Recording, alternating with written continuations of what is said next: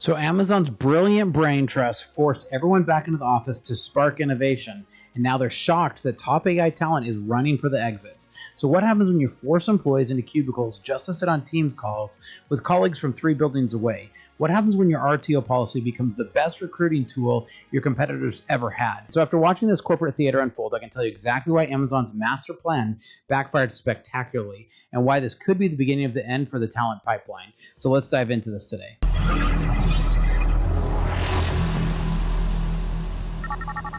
So Amazon's return to office mandate was supposed to be their innovation catalyst, right? Instead, it became their biggest talent repellent.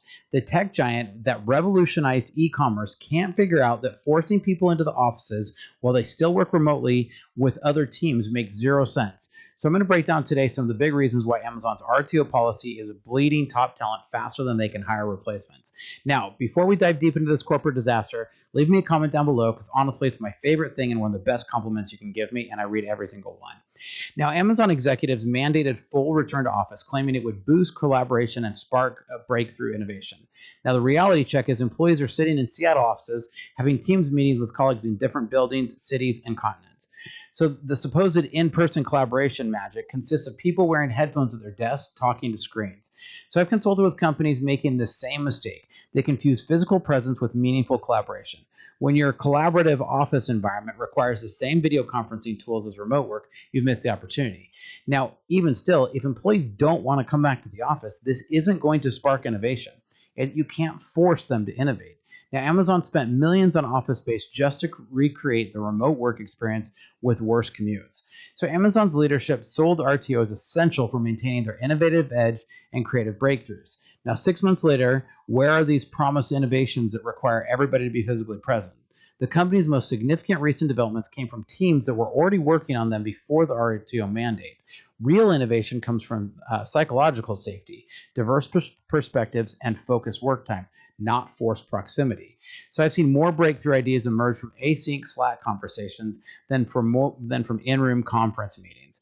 Amazon's innovation theater is a huge mistake. They are assuming physical location determines creative output.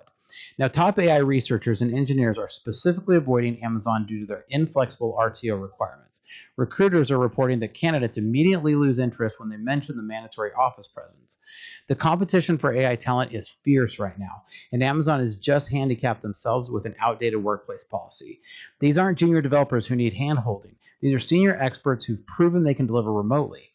Companies like Anthropic, OpenAI, and smaller AI startups are swooping in to grab the talent Amazon is pushing away. So when your policy becomes your competitor's best recruiting advantage, you've made a pretty strategic error. Now, Amazon executives claimed remote work was hurting productivity, yet their own data showed no significant decline in output.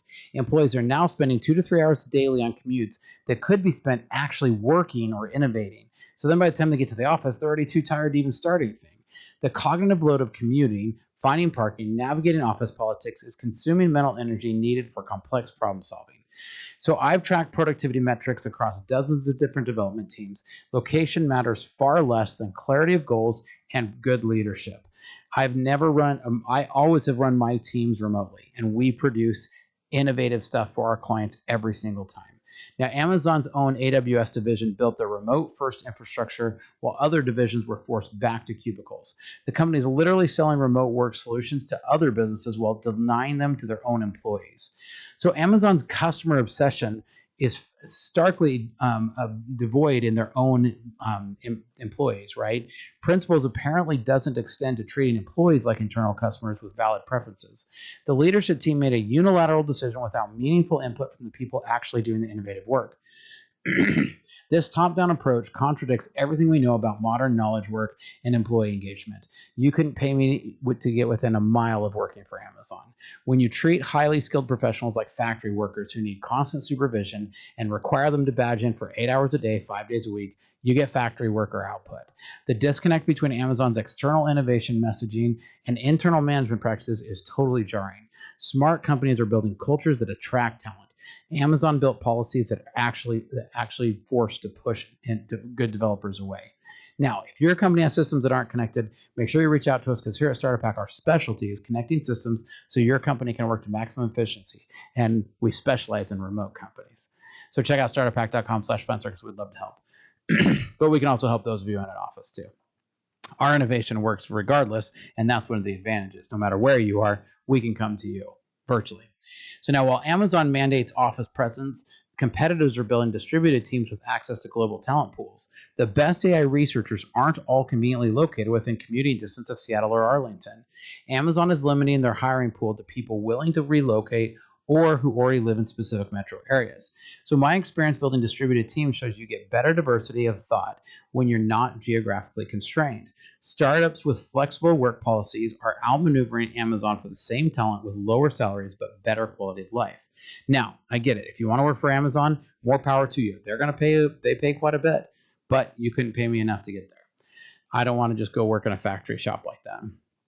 Startups with flexible work policies are outmaneuvering Amazon, and they are beating them at the game. In the war for AI talent, Amazon just voluntarily surrendered their biggest weapon, flexibility and work-life balance. Now, the RTO mandate conveniently protects middle managers who built their careers on physical oversight rather than actually being good leaders. These managers suddenly became valuable again because someone needs to ensure people are physically present in the office. Meanwhile, the most effective managers I've worked with measure output, not just how many hours you're clocking in. They don't care where great work happens. Amazon's policy essentially rewards outdated management styles while punishing result-oriented leadership. The company is optimizing for management comfort rather than employee productivity or innovation, or they're just ignorant enough that they think that location equals innovation. So this is backwards prioritization and explains why forward-thinking talent has already headed to the exit. Now, Amazon invested heavily in office real estate and can't admit that those investments might not generate the expected returns. Instead of adapting their real estate strategy to match modern work preferences, they're forcing work preferences to match their real estate.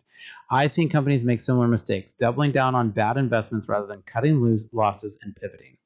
Smart companies are converting excess office space into collaborative hubs that people actually want to use. Amazon chose to defend their real estate investments at the expense of their human investments. Now, I think forcing everyone into the office creates artificial constraints on when and how innovation can happen. The best developers and researchers often do their most creative work off-peak hours and when they're not interrupted. Amazon policy assumes innovation happens on a 9-to-5 schedule. Now, here at Startup Hack, we do have people that work all over the world because we're accessing talent everywhere. Now, we do have a set of core hours, and everybody has to overlap for those core hours. But outside of those core hours, everybody can work where they want to for the rest of their shift. And this works really, really well. We build a lot of innovative products, and our clients love our services. Now, Amazon's policy assumes innovation happens only 9 to 5. But I've seen breakthrough solutions happen all the time. The company is optimizing for the appearance of innovation rather than the conditions that actually foster innovation, like good leadership and like fostering empowerment.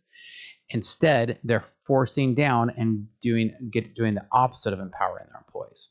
Amazon is facing a talent retention problem that goes far beyond just AI researchers and engineers. The RTO mandate has become a catalyst for employees to reconsider their entire relationship with the company. People who were previously happy are now actively interviewing elsewhere, not because of the work, but because of the workplace flexibility. The policy has created an artificial deadline for employees to find alternatives, essentially forcing Amazon to compete with every other employee simultaneously. Now, replacing experienced employees costs 150 to 200% of their annual salary, and Amazon is about to learn that lesson at scale. The short-term control gained through RTO will cost them years of institutional knowledge and team cohesion.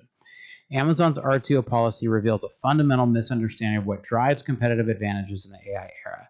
The companies winning in AI are those that can attract and retain the best minds, regardless of geography or work preferences. By prioritizing control over culture, Amazon is optimizing for the past rather than preparing for the future. The most innovative companies I've worked with focus on outcomes and gives people the freedom to produce their best work. Amazon's leadership is applying industrial age thinking to information age challenges and wondering why it's backfiring. In an industry where talent is the ultimate differentiator, Amazon just made themselves significantly less attractive to the talent that they need most. Now, curious to hear what you guys think. Do you agree? Do you disagree? I love to have a great discussion. And like I've said, my favorite compliment is when you guys leave a comment down below. So make sure you like and subscribe, and make sure you leave a comment. If nothing else, just to say hi. And here at Startup Hack, we love to train software developers as well as build custom software solutions for companies. So reach out because we'd love to help. Check out startuphack.com/Spencer, and here's some information about our services. Hi, I'm Spencer, a fractional CTO. With over a decade of executive leadership and 25 years in software development, I've transformed technology teams and products for businesses just like yours. As your fractional CTO, you get the strategic guidance of a seasoned technology executive without the full-time commitment. Perfect for companies ready to leverage cutting-edge technology without expanding headcount.